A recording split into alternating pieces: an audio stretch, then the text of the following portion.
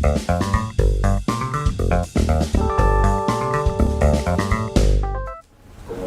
lo demostraron las horas que estuve discutiendo ayer con algunos colegas de aquí por la noche, luego de la clase, sobre política brasileña contemporánea, donde de algún modo la identidad del PT sigue siendo hoy una identidad en parte posneoliberal. Sobre todo para quienes adhieren a esa identidad, tal vez no tanto para quienes se separan de esa identidad, pero para quienes adhieren a esa identidad, el componente posneoliberal sigue estando presente. Implica, por ejemplo, a quién votar en las elecciones de octubre. Pero me parece que incluso en el caso de Brasil, con todas las cautelas que es preciso construir, la noción de posneoliberalismo nos sirve para pensar la emergencia de esas alianzas y programas gubernamentales alternativos que en Brasil se produjeron a partir del año 2013 en adelante. Y es una categoría que es lo suficientemente vaga para poder acumular casos que tienen muchísimas especificidades y diferencias. De Hugo Chávez a Tabaré Vázquez en Uruguay, me olvidé de hablar del paisito de Uruguay como un ejemplo extraordinario también de una alianza que uno puede calificar como postneoliberal con todas las cautelas necesarias. Hay experiencias políticas que tienen rasgos comunes y que les permiten incluso adoptar decisiones políticas comunes. El ejemplo paradigmático de eso es el ALCA, ¿no? El no al ALCA en 2005, la construcción de UNASUR, la realización de iniciativas de carácter en el plano de las relaciones internacionales que buscan expresar esa misma identidad. Más allá de cómo hoy valoremos esas iniciativas políticas, su derrotero, su realidad contemporánea, son iniciativas que encarnaron una alternatividad. ALBA, UNASUR, no al ALCA, son todos ejemplos en los cuales estas distintas alianzas y programas gubernamentales intentaron crear puentes, conexiones, reforzando además sus identidades postneoliberales. No sé si te convencí, más o menos. Bueno, la vida es así. No, quiero decir, yo entiendo que es una cosa muy contestable y contestada. Al mismo tiempo también entiendo que no es muy convincente ningún otro tipo de ejercicio de lo que hemos visto en las ciencias sociales para pensar estos casos. Con todas las cautelas del caso sigo pensando que la expresión postneoliberal es útil para pensar esas expresiones y estos procesos políticos. ¿Alguna otra pregunta o comentario sobre la larga historia argentina? Nadie me dice nada, alguien que me diga algo sobre la Argentina. Márcio, você estava mencionando sobre essa situação do pós-neoliberal. Eu fiquei curiosa como você denominaria o tempo presente, o governo de Macri. A expressão anti-pós-neoliberal, ela é suficiente? Já se vuelve um lío bárbaro. O problema de usar a expressão pós é porque ela explica muito quando a gente está no presente, mas quando tem depois um giro, um pouquinho depois que, né, já no momento em que a gente se encontra, o anti-pós-neoliberal, talvez num processo eleitoral, ele consiga explicar essa situação de resistência, mas no governo atual, você acha que essa expressão seria uma boa forma de cunhar? Muy interesante como problema. De hecho, en la Argentina hoy hay un importante debate en las ciencias sociales sobre cómo pensar el gobierno de Macri. Pero, digamos, ese debate hoy está estructurado sobre dos tipos de posiciones, para decirlo esquemáticamente. Una posición que visualiza al macrismo, Macri y a la alianza gubernamental en torno al presidente Macri como una especie de vuelta al pasado. Y de algún modo la frase que yo presentaba ayer, que como me dijo el amigo Mauricio, es en realidad una frase de Casusa. Yo veo el futuro respecto al pasado, yo no sabía que era un tema de Casusa. Pero bueno, en Argentina es súper importante ese tema y yo creo que mucha gente no sabe que es una traducción al español del tema de Casusa. Yo veo el futuro repetir el pasado lleva un poco a pensar en esta posición de vuelta al pasado. Y la verdad es que a mí me hubiera gustado tener más tiempo ayer para Y ahora eso aprovecho tu pregunta para plantear eso, ¿no? Este punto. Yo no creo que el macrismo sea exactamente una vuelta al pasado. No creo que es una reproducción del menemismo 15 años después. Creo que es algo más complejo y al mismo tiempo por eso más difícil de comprender. Un elemento fundamental es que el macrismo no es peronista. Y esto es central en la teoría política. Es una nueva composición de una alianza gubernamental por fuera de la tradición peronista que puede recoger algunos elementos y actores de esa tradición que se incorporan a la alianza gubernamental, pero es fundamentalmente una tradición, digámoslo así, post-peronista. Y esto es terriblemente importante, aunque tampoco tengamos claro qué significa del todo. Quiero decir, no tenemos claro, luego de 2 años y medio de gobierno, qué significa del todo en términos de separarse de la tradición peronista. El discurso de Macri constantemente hace referencia a que los problemas de la Argentina son problemas de los últimos 70 años. Dice, tal cosa pasa desde hace 70 años, tal cosa pasa desde hace 70 años. Nosotros venimos a cambiar la Argentina. Cambiar la Argentina quiere decir cambiarla con respecto a un largo proceso de 70 años. Cuando vos restás 2015, que restás 70 años, llegás a 1945. En la Argentina el año 1945 no es cualquier año, es el año del 17 de octubre. Es el año de las masas llegando a la Plaza de Mayo en la ciudad de Buenos Aires para reclamar por el teniente coronel Juan Domingo Perón, que había sido preso por un régimen dictatorial. Y es el nacimiento del peronismo. El 17 de octubre es un evento, un día, que simboliza el nacimiento del peronismo. El peronismo nace en la Argentina en esas grandes masas que, entre comillas, espontáneamente, llegan al centro de la ciudad de Buenos Aires, los pobres, de toda pobreza, los que nunca habían ido a ese lugar, los cabecitas negras, que llamaba la prensa de la élite, llegan a ese lugar y reclaman por un líder político que ha sido encarcelado, injustamente. Entonces, 70 años es Perón. El sueño de algún modo del macrismo es volver a una Argentina peronista. Esto es un elemento extremadamente relevante para comprender el macrismo. Es cierto que en la construcción de la retórica de esta nueva alianza gubernamental hay componentes neoliberales evidentes que recuerdan al menemismo de la Argentina, pero son componentes neoliberales desplegados en un escenario post-peronista. Esto es muy significativo.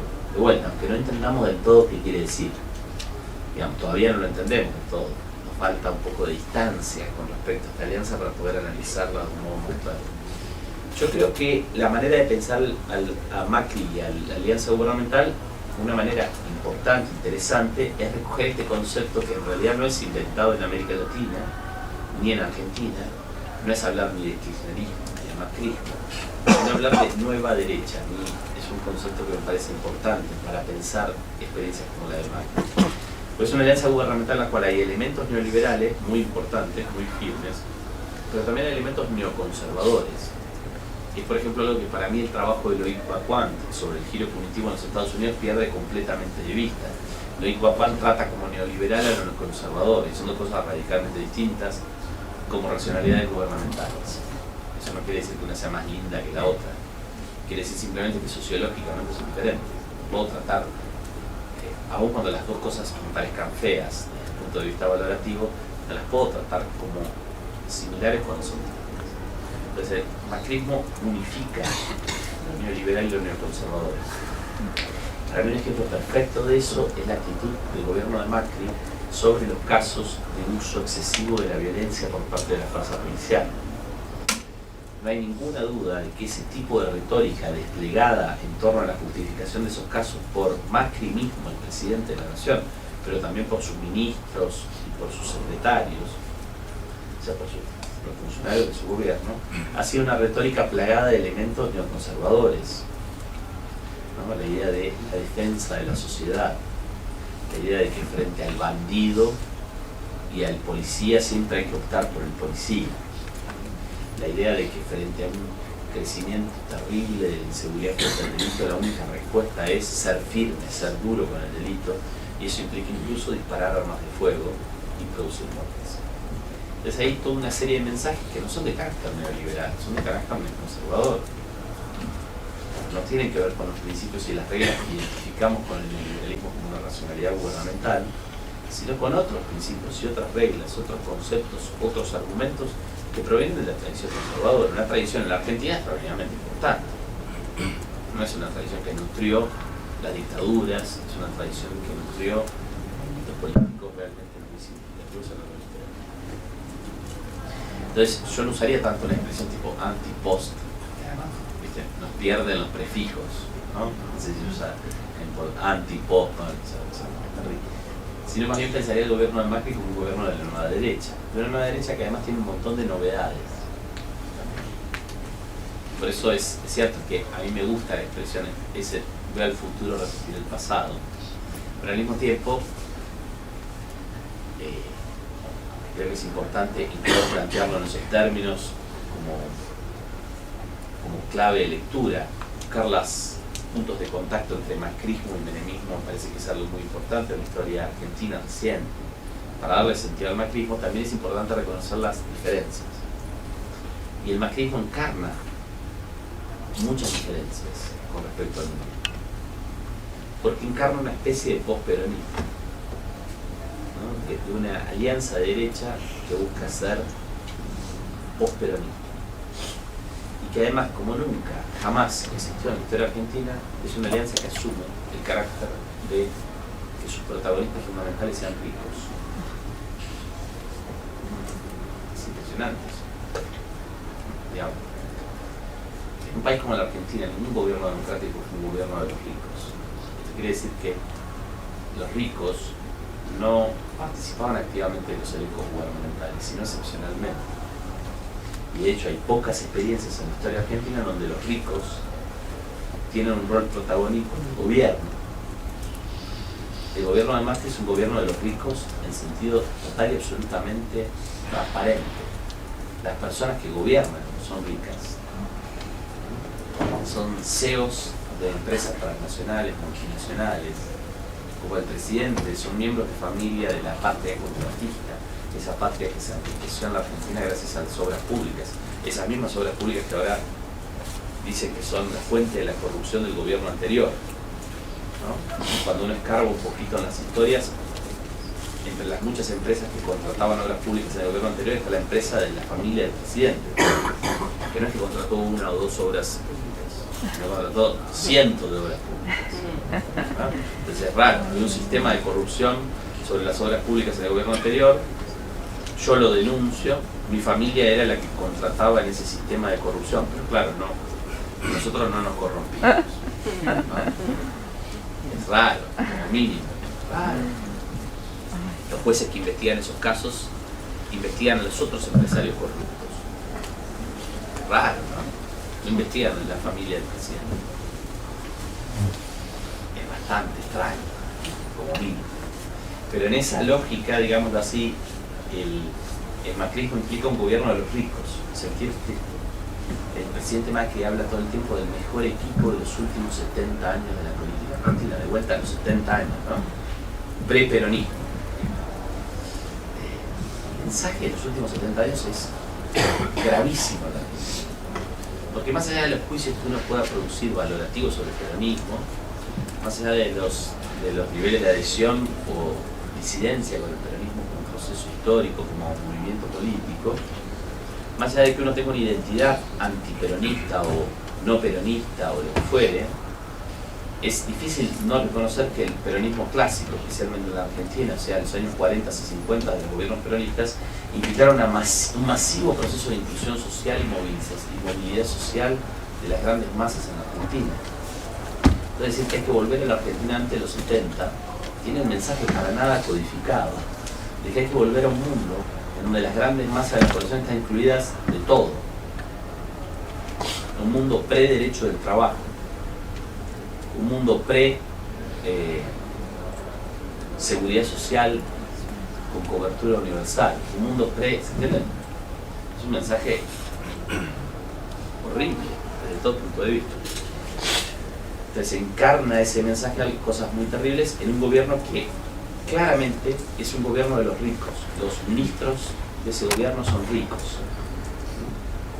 El presidente es rico. Nunca en Argentina existió eso. Es lo que quiere decir.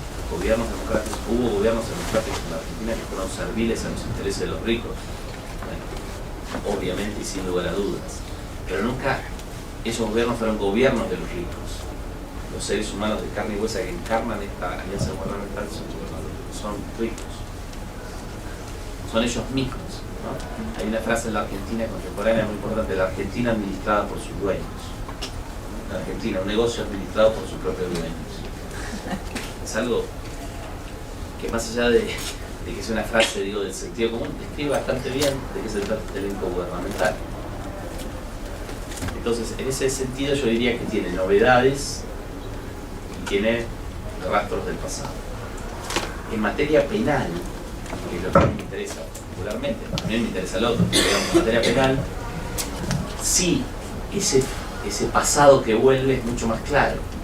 Fíjate, uno de los principales elementos del macrismo hoy en el debate político en Argentina es decir, debemos repensar el hecho de que las Fuerzas Armadas no puedan intervenir en materia de seguridad interior en Argentina. Y lanza un decreto del Poder Ejecutivo promoviendo lo que llama una reconstrucción del rol de las Fuerzas Armadas en la sociedad argentina. Y en el marco de esa construcción le adjudica a las Fuerzas Armadas roles de colaboración en las políticas de seguridad interior. No sabemos qué quiere decir colaboración.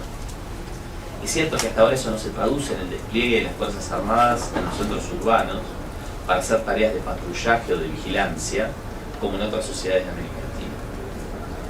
Hasta ahora se traduce en el despliegue de las Fuerzas Armadas, especialmente en las zonas de frontera en Argentina. Pero el decreto tiene un nivel de una importancia simbólica extraordinaria. Si ustedes recuerdan algo que dije ayer, en la campaña electoral del año 2003, cuando el expresidente Menem compite contra el candidato Néstor Kirchner por la presidencia de la República, el tópico fundamental de su campaña electoral es el retorno de las Fuerzas Armadas a la lucha contra el crimen. Las analogías son muy fuertes, son muy evidentes. Entonces, en el terreno específico de la política penal, las conexiones con ese pasado menemista son terriblemente evidentes. El gobierno argentino hoy ha transformado públicamente en un grave problema para la sociedad argentina a los inmigrantes latinoamericanos que cometen delitos.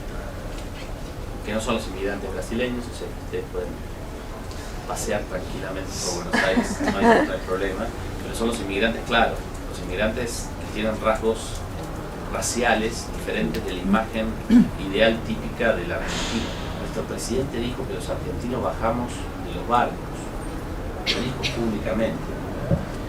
Es difícil encontrar cosas así. Digamos, un tipo que hoy niegue la existencia misma de los pueblos originarios y de las poblaciones afrodescendientes en la historia de la Argentina y lo haga en una conferencia de prensa repitiendo una frase célebre del racismo argentino, que es: nosotros los argentinos, a diferencia del resto de los latinoamericanos, nosotros bajamos los barcos. Los argentinos descendemos de los barcos, somos europeos perdidos en América Latina. Tenemos un presidente que dice eso públicamente, es fuerte. Esto no quiere decir que otros presidentes no hayan pensado, pero por lo menos tenían la dignidad de no decirlo públicamente. Este presidente lo dice públicamente. Y a la par de eso, sus ministros, sus secretarios lanzan la idea de que el gran problema de la seguridad en la Argentina se debe a los paraguayos y a los peruanos que viven en la Argentina. Son todos criminales. Y además son todos de piel más oscura, que tienen rasgos físicos distintos del tipo ideal argentino, heredero de la Europa civilizada, moderna. Y eso lo lanza al mercado electoral, al mercado político, y lanza a partir de eso una serie de iniciativas de reforzamiento del control migratorio que yo tiendo a pensar que tienen más un carácter simbólico que práctico, que tienen dificultades para reforzarse en la práctica. ¿Cuál es el momento de la historia reciente en la Argentina donde la conexión inmigración y delitos se instaló en la esfera pública? ¿Cuándo pasó eso antes? 1997. ¿Quién lo hizo? Carlos Menem. Es Es impresionante, es el futuro repetir el pasado. En este punto las conexiones son muy fuertes. Pero no llevaría esa afirmación a pensar en general la alianza gubernamental macrista, que creo que es mucho más compleja que una simple reedición del menemismo. Estoy contestando en términos muy largos, pero bueno, son preguntas difíciles. Cualquiera. Una pregunta que se me ocurrió por la exposición de ayer, y bueno, habla del populismo penal. Entonces, ¿cómo el populismo penal logra ser una herramienta tan hábil a lograr una conexión entre los actores políticos y una gran parte de la población de distintos niveles sociales? Y como en general se puede notar que el resultado es desastroso, ¿cómo podría la criminología ser más popular también y poder combatir con un antídoto, una vacuna, para combater la idea esa del populismo penal, que son casi como un virus, ¿no? Porque se disemina muy rápido? Es una excelente pregunta.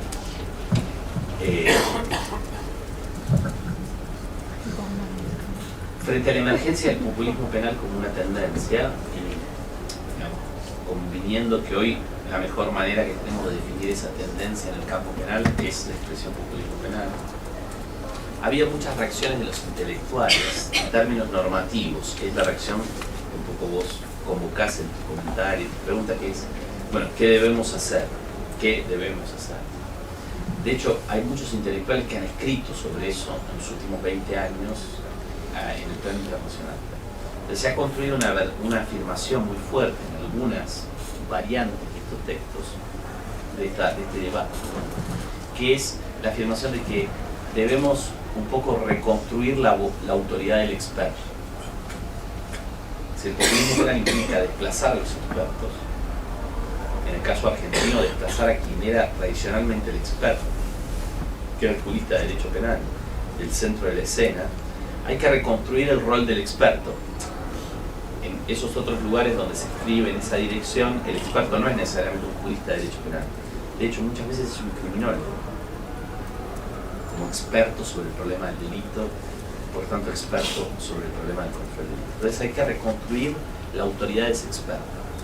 Entonces, en esa lógica, muchos autores, pienso en autores incluso del mundo del derecho penal, no sé si en Brasil esos autores son muy leídos porque provienen del mundo de lengua inglesa, en la Argentina están empezando a ser leídos incluso por los juristas de derecho penal.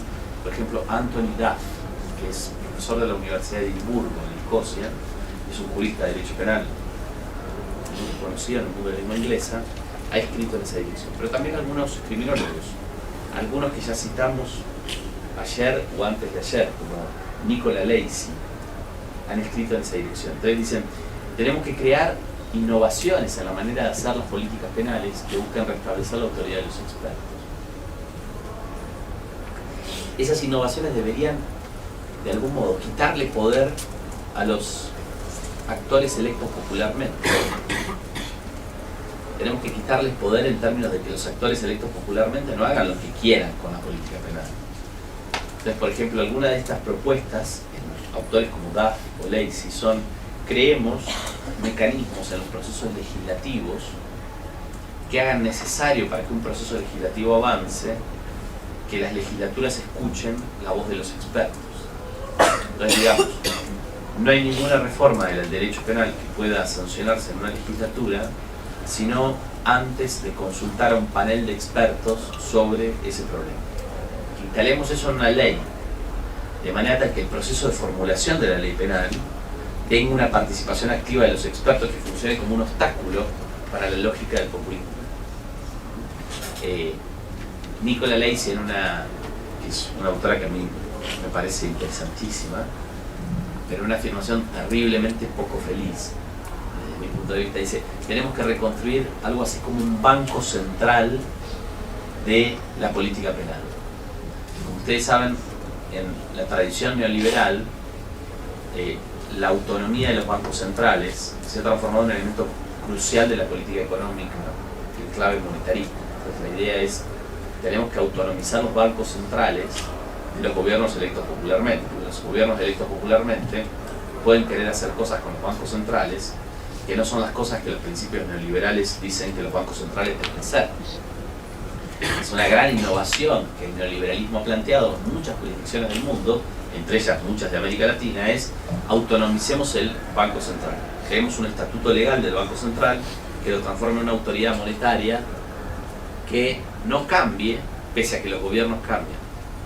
Esto ni más ni menos quiere decir transformar al Banco Central en un tipo de agente de la política económica independiente de los gobiernos electos popularmente.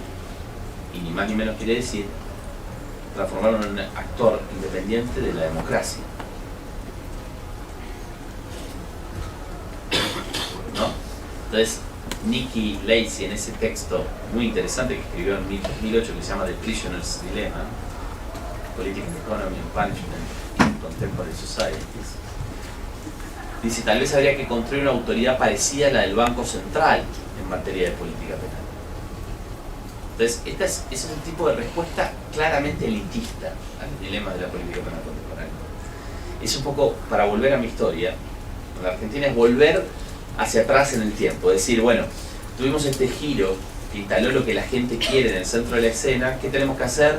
Bueno, anularlo, volver hacia atrás en el tiempo, volver a una red de construcción de la política penal en donde participan una serie de sujetos privilegiados económica y culturalmente, que son quienes son autorizados a hablar sobre lo que debe hacerse y debe construirse las decisiones sobre lo que debe hacerse en esa red. Magistrados, políticos profesionales, profesores de derecho, otros expertos, si querés, criminólogos también, pero en un mundo cerrado de las influencias del público, porque el público es peligroso. El público es peligroso e ignorante. Dos cosas fundamentales. No, es ignorante, quiere hacer cosas que no hay que hacer. Y es peligroso porque tiene mucha fuerza, entonces puede hacer que los políticos electos popularmente quieran hacer lo que el público quiere hacer. A mí la verdad es que me parece que ese tipo de respuesta frente a los dilemas contemporáneos es terrible. Digamos, desde muchísimos puntos de vista, para una democracia liberal que se precie de tal, no me parece que sea una ruta. Entonces, frente a ello, algunas voces en el debate contemporáneo sobre la política penal reaccionan y dicen, no, lo que tenemos que hacer es tratar de construir justamente lo contrario, un debate verdaderamente democrático, porque lo que pasa hoy es que los actores políticos, en el marco de esta tendencia del populismo penal, dicen, la gente quiere, y enuncian esa entidad fantasmagórica que es la gente, y eso no es sometido a un debate racional. Por ejemplo, no se discute quién es la gente, cuáles son las evidencias de lo que la gente quiere. Entonces este otro segmento de autores, por ejemplo, un amigo y colega que se llama Richard Sparks, que también es profesor de la Universidad de Edimburgo, o Ian Lauder, que es profesor de la Universidad de Oxford, plantean, tenemos que construir un debate mucho más profundo y más democrático, donde más voces se escuchen. Entonces, frente al enunciado la gente quiere esto o aquello, sería indispensable que las voces que dicen, y que nos muestran hoy en la ciencia social, que la gente no existe, sino que lo que hay son distintos públicos, que además esos públicos reaccionan distintos frente a preguntas distintas para expresar sus opiniones sobre lo que habría que hacer con el delito, hay que poner esas evidencias en el centro del debate público. ¿Para qué? Bueno, para lograr de este modo avanzar en un debate más informado, donde los expertos tienen un rol, pero no es un rol dominante, es el rol de, como dicen Sparks y Lauder en un libro muy interesante que recomiendo mucho leer para alguien que tenga un interés en esa dirección, se llama Public Criminology, es un libro del año 2011, de criminología pública. Sparks y Lauder dicen, un criminólogo que trabaje como un trabajador democrático. O sea, como, en definitiva, un criminólogo que trabaje como ciudadano, primero antes que criminólogo.